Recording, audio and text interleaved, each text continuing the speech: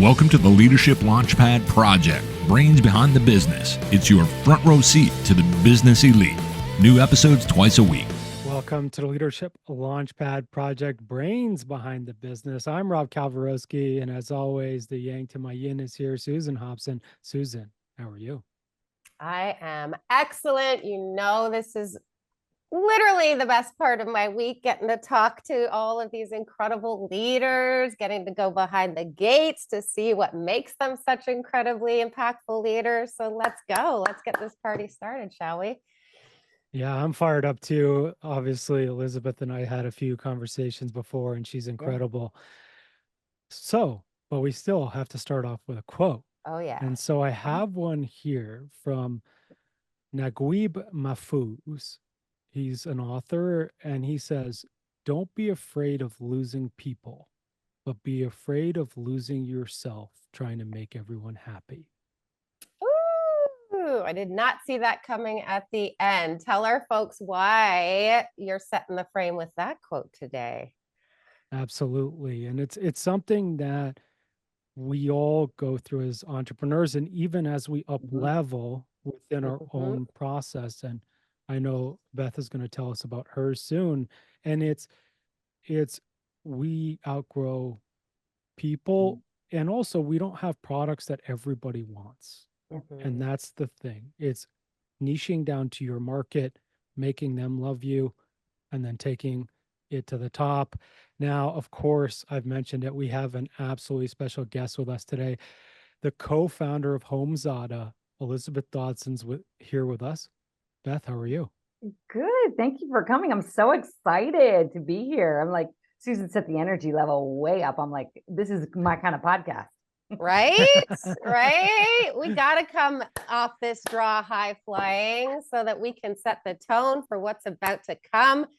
So where I want to begin with you, Beth, I noticed Rob's calling you that, so I hope it's okay. I am too. Absolutely. Tell us a little bit of this backstory in terms of who you are as a leader and what inspired you to go on this mission to creating HomeZada, and a little bit about what mission HomeZada and you are on. Perfect. Thank you so much for that. And thank you for having me. I'm so excited to be here.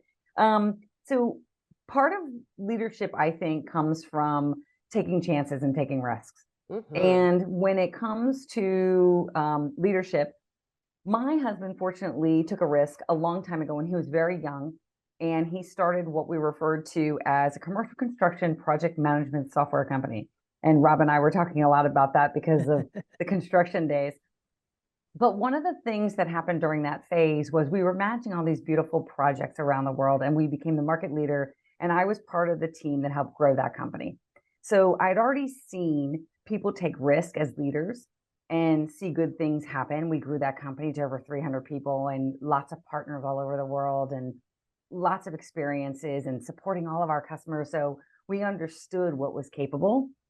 But then during that time, I said, okay, I can manage these beautiful buildings, but I have nothing to manage my house. I am so frustrated with not knowing where things were, wasting money on things, because I didn't know if I took care of something with preventative maintenance, I could have made it easier and simpler. And so basically, we came to this conclusion, both my husband and I said, I'm tired of complaining. And he goes, I'm tired of hearing you complain. And it's like, we had some success, a lot of success with our previous company, and we actually sold that company to a publicly traded company who's amazing. But it was time to do the next thing. And we knew we had another startup in us. And so here we are today with HomeZada, 12 years later, super excited to be here. And one of the things that I believe in leadership is being able to understand how to take risks. Sometimes you need to be calculated because you still have to manage funds and you have to grow your company and you have to play the long game a lot of times. There's this whole aspect of get into business and sell your company. Our first company we had for over 14 years before we even sold her, and we didn't have any plans to sell her. And so now we're in the same thing. We're like, we know how to play the long game, how to manage our money effectively, how to play a role and understand all of our customers. And then one of my greatest skills at being a leader is listening. one of the things you need to do is listen to all the multitude of customers that you have, where they are in their journey, because people are in different homeowner journeys. And how can you support them? How can you communicate to them? We don't always get it right. We struggle with that oftentimes, but we're not afraid to say, okay, listen to this. We see this as a challenge. Now let's move forward and let's figure this out. And so a little bit more about HomeZada, just to, because everyone keeps hearing about it. It is a digital home management platform. And what we mean by that is for any homeowner out there, they can track a home inventory for insurance or estate planning purposes. So there's just in case times. They can track a maintenance calendar, which helps them keep their home running efficiently, safe, and healthy. They can track projects because, let's face it, people love to improve their homes. And if you're not careful, they can quickly go over budget, and our project management skills play a role here. And then one of the things that we really focus on is our homes are one of our largest assets. It's one of the reasons why people get into real estate, because they want to improve their retirement capabilities. But in the United States, as a side note, the consumer expenditure reports have identified that our homes are our largest asset. We spend 33% annually on our homes. And I am trying to find a way to reduce that spend, at least not to exceed it, because a third of our income is a lot to spend every year on our homes. And so how can we manage all of that in one envelope and one platform to make it easy for homeowners? And that's what HomeZada provides people. And we have a partner version, but for right now, let's talk about the homeowner version. The homeowner version makes people efficient, makes them organized, saves them money. It's amazing. I can attest to that. Well, so the attesting to that, now I want to get there. So one of the first times we spoke was probably around a month ago. Mhm. You actually had a pipe leak that happened in your house. Can you tell us more about that? Yeah, so we had a pipe leak, and just to FYI for everyone out there, pipe leaks can happen for a lot of reasons. You didn't care for your home, you put too much stuff in a toilet, and all kinds of water damage. Water damage is the #1 damage of a home. And I'm not talking hurricanes and rains and storms, because that's also part of it. But people just not caring for their home is like the #1 thing for water damage. But everybody knows water is this beautiful thing that gives you life, but water can literally destroy all kinds of things in its wake. It just is what it is. And our homes can only tolerate so much water. Right. So we had this little leak. We are fortunate that our fire or smoke detectors went off in the middle of the night. And everyone's like, why is that a good thing? Because it woke us up. And fortunately, because my husband and I are uber prepared and we have HomeZada, we were able to review what was going on. And we saw that there was water coming through the lights and the smoke detectors in our upstairs hallway. And I was like, oh, this is not good. So fortunately, my husband runs outside. He knows exactly where the water shutoff valve is.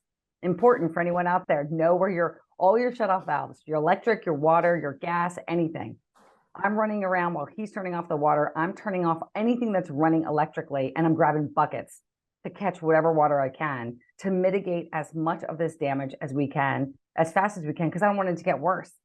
And because of that, and because I have HomeZada and I know where everything is in my house, and I have a lot of data about my house and HomeZada, I was able to efficiently connect with my insurance provider, get an adjuster on the phone, explain what we need to do, what are the steps. They told us about water mitigation. I'm like, all right, bring it on. Brought us water mitigation. We took care of that within, I think, 4 hours, because I was on the phones at 9 a.m. because I read my policies. And that's the key to everybody. Read your policies, know what's covered, what's not, and then know how to communicate with your adjuster.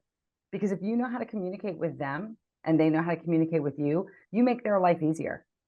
And lo and behold, here we are today dealing with that. And by the way, as you can tell, I still have a smile on my face, because it's not the end of the world. And that's just the way I think part of my leadership skill is as well. I don't look at things like everything's the end of the world. I do see a silver lining in everything. It turns out we had this bad product inside our house. So we are going to get our entire house repiped. And I'm like, okay, this is going to be expensive, but we are going to save any potential damage for the future. And if we had not had this water leak, or if we had had it when we were out of town, my whole house would have been destroyed. It would have just been a nightmare. And so we would have had to tear the whole thing down and restart over. Now we didn't have to do that. I feel like that's such a great metaphor for leadership, isn't it? And that's where I want to go next. You are on your second successful startup. What is your secret sauce as a leader in terms of how you've been able to do that entrepreneur thing successfully, not once, but twice? What is the secret sauce to that for you? Yeah, I think that one of the things is grit. Do you have enough grit? And can you persevere through the scenarios? Can you look at challenges as a lesson? A lot of people look at challenges and they think it's the end of the world, as I said earlier. Oh my gosh, this can't be happening to me. Nope, that's not the case. You take a breath, you take a step back, you go, okay, this is a challenge. And I know there's some sort of opportunity in this. I haven't identified it yet, but I'm going to figure it out and we're going to move forward. And I think that's part of it as a good leader. The second part is to be able to listen to whether it's your customers, your staff, whoever else is in your group, in your network. Hear what they have to say. Don't take everything they say for value, because people are going to offer you all kinds of advice. Advice is free. Ding, ding, ding, ding. Everyone can do it. Even me on this call right now and this podcast, the three of us can offer all kinds of advice, but what works for you may be different for somebody else. And so listen to what people have to offer as advice, take it in as you can, and then figure out what works for you as an organization. And one of those examples I can think of is I get a lot of advice from customers who tell me how my product needs to be, yet they've never been in the software industry, and yet they've never run their own company, or they've never put their own money into building a software company. And they don't always understand that when you build a company, especially with a number of different types of homeowner customers we have in different parts of their journey, and also with the different partners we have to take all of those people into consideration when building a product. And we do the best we can by taking everyone into consideration. But if I go down a path where I get so niche, like specifically niche into a specific industry, for instance, property management, we have a lot of property managers using our products. But if I go so far down that path, then I'm building a product only for property managers. And that's not what we want to do. We want to be able to give people what they need at the time in which they need it. And some people, as we talked about earlier, the different features in HomeZada, some people may not use everything all at once. Some people may never do a project in their house, but they may want to cover inventory and maintenance because everyone's got maintenance. They may want to understand the finances. Some people may say, you know what, I'm young. I don't own anything in an inventory yet, but I do need to learn how to care for my home. So we need to be able to have grit, turn challenges into opportunities, and then also understand that people can give you advice, listen to it, and filter out what works for you and what doesn't. And then I think that will be a great thing. And believe you me, it's not always easy what I'm saying. I'm making it sound easy. Filtering out information is oftentimes hard because especially if you're a pleaser, which I am not. I'm just going to say that. But I have people on my team that are. They want to please everybody. And I'm like, well, all of a sudden you're building a product that is so clunky that it becomes hard for people to navigate. So I kind of have to be the person that manages the team and say, no, that's not what we're going to do. That's not what we're going to do. We'll come up with another option that'll support everybody. How do you get that level of clarity on your vision? For me, I think it's understanding what is available to our customers and what's available in the tech world. And I don't always understand that. I oftentimes have to go to my team members because my skill set is more in the sales and marketing side and the business development partnerships. But I trust my team members who have done so much research on what's going on in tech. And sometimes they know that tech is forthcoming, that I can incorporate that. The other thing that I look at when it comes to making decisions is I am probably the biggest options girl you can possibly imagine. Like, I like a lot of options. 2 are not enough for me. I'm like, give me as many as you can. And we are good at big brainstormers in our company. Sometimes I think my team members go too far with brainstorming, but that's a whole different story. But if you can get enough brainstorming and enough options, and I'm saying sometimes 4, 5, 6, 7 options, you can then start going, okay, let's filter out what doesn't work. Sometimes it's easier to filter out what's not going to be effective for everybody. And then it'll start narrowing your scope. And then you can also look at, okay, if I've got these 5 options, is there a possibility where one can actually be connected to another? And maybe we've built a 6th option and then 3 more go away because we've changed it. So I think having that brainstorm capability, trusting in the team that you're with to get the knowledge that you need to make these decisions, and then really digging deep with options. And by the way, if you got a whiteboard around, whether it's digital or whether it's physical, whiteboards are our friend in this company. And I think we manage the entire first company on whiteboards. We're talking to a locker room full of athletes right now. So we definitely respect the whiteboard, right, Rob? Absolutely. It's actually like looking for things or brainstorming for things that don't work is actually a very pro tip for facilitation and for creativity. So folks out there, like, use that tip. It's really good. Yeah. I mean, we love it. Just options, options, options, because you never know what's going to work.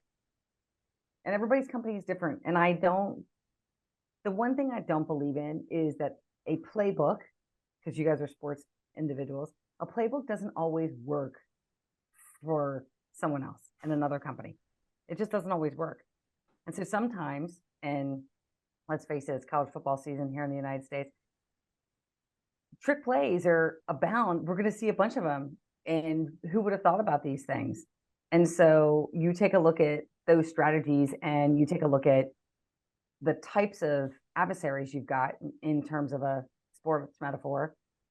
Someone's got a stronger skill in the opposite team than you do. And then you've got to figure out how to mesh your skills to win the game or succeed in whatever you're doing. It's the same thing, I think, in business.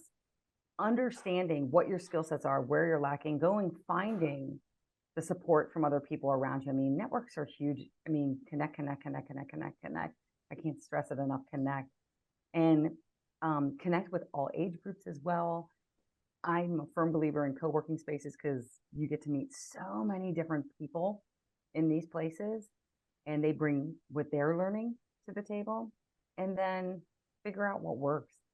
But the playbook for your business may be slightly different than a playbook for someone else's. I know at the previous company, startups weren't a thing back in 1990. I'm definitely aging myself. 1994, they weren't a thing. We didn't even have the internet then, and everyone's like, "What?" Yes, but the whole process of building product was different. The whole we never got funding early on. We got late stage funding, and so people are going, "What did you do? You bootstrapped your company?" And for people who don't know what bootstrapping, you can go check that out and go learn about it. But things are just different in different times. And one thing that will work for your company may be different than something else, and be open to it. That's the key. Be really open to different models. We totally resonate with that, right, Rob? I feel like that's why we started the brains behind the business version of this podcast, is because we know that all of our leaders surely are pulling from different playbooks. So back to your playbook, Beth, you mentioned that you don't believe in failure. It's all feedback, right? Seeing challenges as opportunities. So what were the 3 biggest challenges that turned into your 3 biggest lessons thus far on this leadership journey of yours? Family is always a big lesson. You learn a lot from all your different family members. I think that bringing that forward is always great. And my family is often very quirky, and there's a lot of them. So I love that. And so I learn a lot of lessons from them. When it comes to in the business world, one of the things that I also learned as a really good lesson is oftentimes we believe in this hierarchical view of success. And I get bored very easily. So one of the things I also looked at is in startups and in smaller companies, you tend to have a lot of different jobs. And so I look at success as a playground, right? You're on the monkey bars over here, you're on the spinning thing, the seesaw, but your moves to success are not hierarchical. They are sometimes lateral or jumping around. And one of the reasons why I bring this up is because I think people need to be open to that, because you may learn more going from over on this job to this job than going from this job to this job. You'll become a specialist maybe, but maybe you may gain more experience. And I think because of all that lateral movement in my first company, it gave me the confidence to start the second company. I'm like, okay, I'm going to learn new things, but I have more confidence to start this. And I think the third thing is, as anybody would say, like some of the challenges is you have stops and starts in any business. And I remember specifically in HomeZada, when we first started, we assumed our clients were a particular type of individual that's going to use HomeZada. Boy, were we wrong. And we were surprised by ourselves to say, first of all, why did we even assume that it was this? I think we just did it because we had to target something as a marketing effort. But then we quickly changed our tune because we reviewed data and readjusted. And that has to be something I think a lot of startups and or other companies at any size need to be able to do is, can you adapt quickly? And can you get out of your own mind and say, you know what I thought to be true may not be true. And I need to readjust and be okay with that. Because I think some people get tied so much to their beliefs and they're like, no, I know it's this, I know it's this.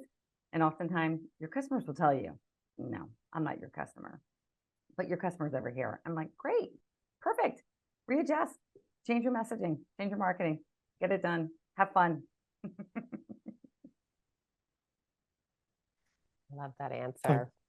Of course, that's why we work with our clients with the mindset, because it's exactly as you mentioned, and it's something where often looking at ourselves is extremely challenging. And then also, especially as business owners, is sometimes you get very much aligned as the business is me. Yeah. And its performance means something about me. And if it's not performing well, or I have to pivot, that was my mistake and I can't face this. And of course, that's why a lot of businesses fail. Now, Elizabeth, I would love to ask you this question. Like, you've scaled businesses, and we have a lot of entrepreneurs that listen to this show who are scaling as well. What is one of your tips for them on how do they take their business from small to a sustainable large business? I think there's a philosophy we use in both businesses, priority objectives. And we can't take credit for it. This came from another employee that worked with us. See, this is why employees are really important and listening is really important. Priority objectives is when you focus your attention on these things, and especially as in a specific set of things. And what I say by that is no more than 5 items, possibly just 3 major strategic items. And the reason being is most entrepreneurs, and we've probably all been there. What's the word I'm looking for? They like the shiny object thing. Shiny ball syndrome. Shiny object. Oh my gosh. Yeah. The glitter, that happy. And they see everything as an opportunity, and everything is. But saying no is hugely powerful. And people don't always know what to say no to. So that's why we suggest priority objectives and these 3 to 5 things, and have them and understand all the different departments and or individuals and what their role is. Does everything we do meet these priority objectives? And if part of it is, okay, we have to meet X number of revenues. Okay, great. We have to sign on X number of partners. We have to reach X number of, I don't know, maybe it's website traffic to our website. Whatever your metrics are, whatever they are, focus only on those. And you can't put 10, 20 different metrics on there, because then you're going to get confused and it's not going to work. I mean, athletes do it all the time. It goes back to habits, the small things. And, for people out there, and I've recommended this book a lot, Atomic Habits by James Clear. As simple as this may be, people oftentimes need a reminder that, okay, it's these small things that work, but what are those overall goals as well? And stay focused on them. Priority objectives, in my opinion, has been just an amazing situation. And I can speak to that at the previous company as well. In 2008, when the market changed for everybody around the world, we had been acquired by our parent company. We were the only division that continued to grow in revenue and profit because we administered priority objectives. We didn't allow any of the other departments and the other 5,000 employees at the company distract us. We didn't allow anyone in the company to distract us. And every week in everyone's meetings, we reminded everybody what the priority objectives were. And going back to habits, when you have that habit and you understand what they are and you are clear what they are and everybody's on the same page, no matter what people are complaining about or no matter what opportunity presents itself, we go back to those priority objectives and no matter how hard it is to say no, like you're like, oh, I don't want to say no. You have to say no. And that will help you scale your company. I love it. Elizabeth, if you could go all the way up into the right aspirationally, all the way to that rocking chair, what would you really desire the legacy of all this incredible work you're doing with HomeZada to be, and all these startups that you've been successfully launching and leading? What would you like the legacy of that to be someday? For me, it's about providing value to people, whether it's the first company providing value-based products, whether it's HomeZada value-based products. It's all about providing value, and not only to my customers and my partners, but also to the people I work with. So many of our people we work with, both in HomeZada, have their own businesses and they work as subcontractors with us. And I'm like, I want to support their businesses to help them grow. Most people at Meridian, our previous company, we had a third of the company go out and start their own businesses. So we gave opportunity to new people. And so that's what I would like the legacy to be. Did we provide value to our network inside our company, attached to our company or adjacent to our company? And did we provide value to our customers? Whatever that value is, that's what my legacy wants to be. Love it. That's so cool. And everyone out there, so if you want to check out HomeZada, it's just homezada.com. And then I've also dropped Elizabeth's LinkedIn in the podcast notes, so you can find her there as well. Is there anywhere else you want folks to find you? No, those are the two best places. Amazing. And then, of course, for us, for any leadership development, executive coaching, keynote speaking, and more, head on over to elitehighperformance.com for all of that. Susan, where do you want to land our listeners today? So many golden nuggets. It's really hard to land this plane on one. So I think I'll just put emphasis on the through line, which was a point that I feel like Beth kept coming back to time and time again, which was the power of this 2.0 strategy around listening. We like to call it active listening, right? Which is a superpower for any leader trying to scale anything, because when you are listening for the purposes of understanding your people, your customers, etc., that's when you're able to figure out what it is that they need. And that's when you're able to build those atomic habits and performance objectives, right? That really put you on a pathway of alignment towards making that happen. I love this interview so much. Thank you, Beth. Thank you so much for having me. I enjoyed it myself. I love the energy here. How about you, Robert? What do you think of this? For me, I think it's back to where I started, and it's the ability to say no and to stay focused on your goals. And it's exactly what Beth was just mentioning about having those 3 goals that you're very focused on and not losing direction. And I know we see this a lot with our clients, and we know it's easy when you're getting emails or texts or Teams chats or all these different things. It's easy to get distracted from what your priorities are or what your business's priorities are. And ultimately, it's back to that. It's where do you want to go as a leader? Where does your business want to go? And staying very in tune with that.